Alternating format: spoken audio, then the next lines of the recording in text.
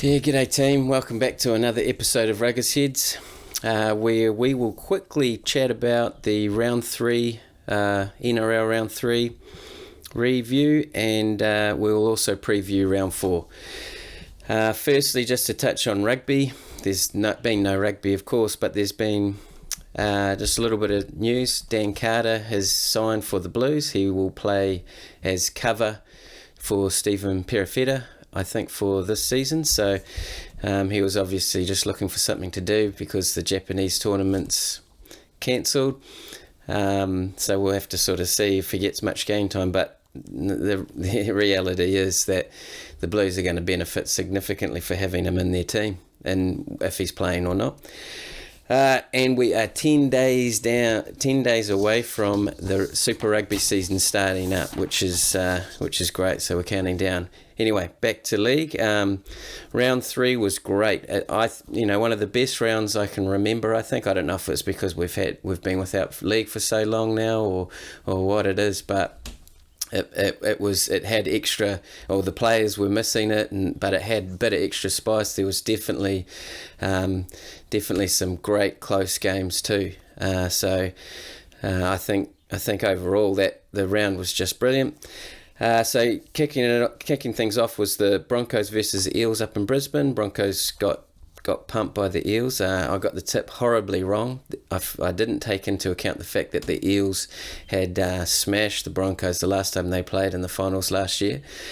And the Broncos, they didn't really have much to offer. So the Eels remain undefeated at the top of the table, and Payne Haas had a great game, scored a huge 85 fantasy points after playing big minutes. And the kid's great. He's absolute battle axe. But yeah, proof that you shouldn't take my fantasy advice. I had kept Jesse Arthurs from round 2, who only scored 7 points in round 2, and then a pathetic 5 points in round 3. So he's definitely cut from my team, even though he's now moved into the centres. But the Broncos are suffering with plenty of injuries at the moment. The next game was the Cowboys versus Titans up in Townsville. The Cowboys won that one easily, even without Michael Morgan, and Jason Taumalolo had a massive second half, and I think he ran for over 200 metres, scored 68 satisfactory fantasy points. Titans lost Ashley Taylor just before the kickoff, but that doesn't help. But they're really struggling to score points, and I don't think they're going to challenge many teams this year. There'll be a few teams that are sort of going to battle them out for the bottom of the table. Roosters Rabbits was the second Friday night game. Roosters won that probably comfortably, I would suggest. It was certainly not as close as I thought. Got the tip right though, which is what I think most people would have. Tedesco had a great game and topped the whole fantasy round with 94 points. Unfortunately, putting a halt to any potential price drops. He was dropping a little bit in price, but this levels him out. So yeah, I don't suspect he'll drop again. But so if you can get him, bring him into your team. Warriors versus Dragons. First game on the, I think, Super Saturday was the Super Upset Saturday. All 3 games, for a lot of people's opinions, would have been upsets. The Warriors won that one 18-0 up in the Central Coast. I don't know if it was the game of the round, but it was pretty damn close. So yeah, the Warriors, I guess they didn't play like the Warriors normally play. They had 44 consecutive completed sets. And from what I know, that is an NRL record. But they finished the game with 45 from 47 completion rate, and they were the first side in the NRL era to complete 40 consecutive sets. So, and also Fox Sports mentioned that their 45 completed sets were the most in NRL history for a game. These are just, it's pretty mind-blowing, really. The Warriors don't play like that. It's unbelievable. The Dragons probably allowed them to, help, but the reality is, when you're not making mistakes, that doesn't matter who you're playing, it's going to give you a better chance of winning. The Dragons couldn't put any points on the board. I reckon, the Warriors are getting pretty desperate with injuries, but even if they had put a couple of those cardboard cutout fans on the field, they would have still beaten the Dragons. The young Warriors scored well in fantasy, good couple of price rises with Brown and Katoa, and McInnes tackled his way to 91 fantasy points. I think he made over 70 tackles. The next game on Super Saturday was the Sharks versus Tigers at Bankwest Stadium. Tigers won this one relatively comfortably. The Sharks didn't offer too much to challenge for the win. I thought it was an upset. The Sharks were favourites to win, but only marginally. And the Tigers played really well, controlled all areas of the game, and I think Benji Marshall's actually leading the team really well, and they've got a pretty good balance with players. And the new kid Harry Grant that came up from Melbourne had a great game on debut, and he made 63 fantasy points. Storm versus Raiders down at Amy Park. This was also a great game and will contest for the game of the round. I didn't get this tip right. I don't think many people would have, but the Raiders, they won in Melbourne twice last year, so I think they feel like they've got the upper hand in Melbourne at the moment, and certainly showed in that game. The Storm didn't offer anything on attack. The defence from the Raiders was just too good, and they obviously were able to score some tries as well. I think that the gap that the Raiders may have had last year, where they made it to the grand final and might not have just been able to get across that final hurdle, but I feel like with George Williams from England, he's potentially going to fill that gap that they may have had. I do enjoy it where the Storm lose, so I can't complain. And the Raiders are the only other undefeated team with the Eels at the top of the table. So that was Saturday. It was just a great day of rugby league, I must admit. Panthers versus Knights on the Sunday, first game up. Again, what a game. It was 14-all, and they played full extra time and still couldn't break the deadlock. And really, the Knights should never have even got close, I don't think. With Ponga and Jaden Brayley already out before the game, 5 minutes into the game, Pearce and Connor Watson, two of their playmakers, both had to leave the field for injuries, and Panthers were up 14-0 after that, and were up 14-6 at halftime. So the Knights had started sort of clawing their way back, fighting their way back late in the first half, and then in the second half, Bradman Best scored 2 tries in the second half, both unconverted, with Tex Hoy kicking goals on his debut, the poor kid. And then after that, there were 5 missed drop goals. It was at that point, it was a battle of the rookies, Tex Hoy versus Matt Burton. So Tex Hoy was playing fullback for the Knights, and Matt Burton in the halves for the Panthers, replacing Nathan Cleary. And neither player had played at that level, and so they're both trying to win their teams the game, and just could not quite get the ball through the posts to win. So from a fantasy point of view, Coruscant and Yeo are the leading scorers so far, and I think if Yeo stays at lock, he's still going to score well, I'd suggest. It was a great game. So Seagulls versus Bulldogs was the final game of the round up in Central Coast, and Seagulls just looked great. They had all the attack, and I think that with Tommy Turbo, if he's on form, they will be hard to beat. He scored 2 tries in the first half and set another 3 try assists. I think they will challenge the top teams. And also the Trebojevic brothers work quite well together. So it was just a great round of footy, I felt. I think with the rule changes and the 6 and the 1 ref, I think we're seeing a much faster game. We're seeing a combination of certainly the guys that are quick out of dummy half, really sort of at the back end of halves, dominating and finding more opportunities, especially with the 6-a-game rule.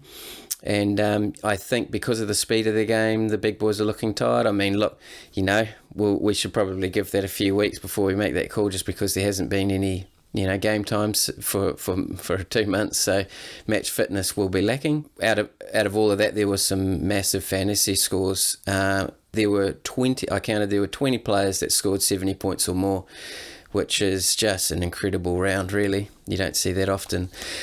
So yeah, round 3 it was a cracker. Round 4. Let's quickly review that. We've got the first game up, which is on Thursday night, Broncos versus Roosters up in Brisbane. Jake Turpin is under an injury cloud and may not play. He sat out Wednesday's training. There's been not much certainty on... It sounds like he's 50-50. We'll see. Katoni Staggs and Alex Glenn are out injured, although I think Katoni Staggs was suspended. Takiaho and Orbison could play for the Roosters after being named on the bench. We'll have to wait and see close to the time. Roosters are strong favourites and should win this one easily, so they'll get my tip. The Panthers versus Warriors are the first game up on Friday night, and Cleary still isn't back. He's not back till next week. And there was only one change on the bench for the Panthers, which was hardly worth noting. The Warriors, unfortunately, have got two more players out, with Peter Hiku and Ignatius Parsi out. Carl Lawton goes into the centres to replace Hiku, and the Roosters lone prop will make the 17 to cover for Parsi. And I was just kidding about playing for the Warriors myself, but mate, it's a chance now. They keep dropping like this. It's unreal. Warriors are strong odds to lose this one. But, yeah, one game in a row. I think let's tip them again. Let the fairy tale continue. Storm versus Rabbits at Amy Park. Nelson Asofa Solomona is suspended. He's out, and that's the only change, I think, for the Storm. And Walker isn't back for the Bunnies just yet until next week, due to his suspension, and James Roberts has been named on the extended bench again, but unlikely to play. We will wait and see. And they just had a minor change on the bench for the Bunnies. Both teams want to bounce back from poor performances last week, so I'll definitely tip the Storm at home. I think they're favourites to win anyway, but yeah, I think that if you've got, from a fantasy point of view, if you've got Liam Knight for the Bunnies, he's not getting the minutes. He's definitely not getting the points. So it's probably time to cut him loose. Eels versus Seagulls at Bankwest Stadium. Nathan Brown is still out, injured, but he's still out. So there's no other changes from last week, and no changes for the Seagulls either. Eels are slight favourites for that one, and for me, probably, yeah, I think that the Eels will win that one too. Cowboys versus Sharks up in Townsville. Another home game for the Cowboys, but the biggest talking point there is Jason Taumalolo is out injured with a bruised knee. So at this stage, we're just hearing that he's out for 1 week. Gavin Cooper is back to offset that, although I think Maguire will go to lock, and they will start with a bench prop in the front row. Chad Townsend is out for the Sharks and is replaced by Matt Moylan, who must have been close to playing last week. Cowboys are favourites to win that one, even without Jason Taumalolo, so I'll tip them because they're playing at home. Raiders versus Knights up at Campbelltown. Bailey Simonson is back, and his late replacement from last week, Jordan Rapana, is he's on the bench. So Rapana got a chance to start and played pretty well, scored a try. So I'm sure that will be grateful to have him back. And Ponga for the Knights is back. Pearce is named too. He had a concussion last week. He failed his HIA test, which is why he didn't finish the game. Andrew McCulloch is back, or is back playing, but he's making his debut for the Knights with Connor Watson out for at least 5 weeks at this stage.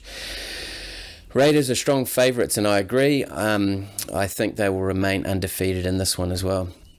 It's a home, or supposedly home game for the Raiders, but obviously they're not playing out of Canberra, so it's up in Campbelltown. Titans versus Tigers up at Suncorp Stadium. That will be technically a home game for the Titans. Lots of changes for the Titans. Tyrone Roberts is back after missing out last week. He's back at fullback. Jared Wallace, Anthony Don and Jonas Pearson have been dropped to the reserves, so they've made a string of changes with replacements there. But the Titans aren't really fantasy relevant, so there's no point running through that. No changes for the Tigers after a good win last week, and Tigers are strong favourites to win, so definitely got to go with them. Bulldogs versus Dragons at Bankwest. Kieran Foran is finally back after injuring his shoulder last year in an international game for the Kiwis, and he replaces Jack Cogger. Number of changes for the Dragons though. Matt Duffy, Corbin Sims have been dropped. They're not even in the 17. I don't think Corbin Sims is in the reserves. Corey Norman goes back to fullback for Duffy, and Josh Kerr goes into the front row. Trent Merrin and Isaac Luke come into the interchange, which could mean that Cameron McInnes doesn't play the full 80 minutes, although I'd suggest he will as captain, and Isaac Luke might just cover other areas of the field. So we'll wait and see what they do there. Hopefully McInnes does continue to play 80, because from a fantasy point of view, he's a top player. So yeah, look, both teams are desperate in this one. The odds are even. But I think, teams are desperate, but more so the coaches are desperate. It sounds like Paul McGregor's been given 3 weeks to turn things around. So that's why there's been a lot of changes at the Dragons.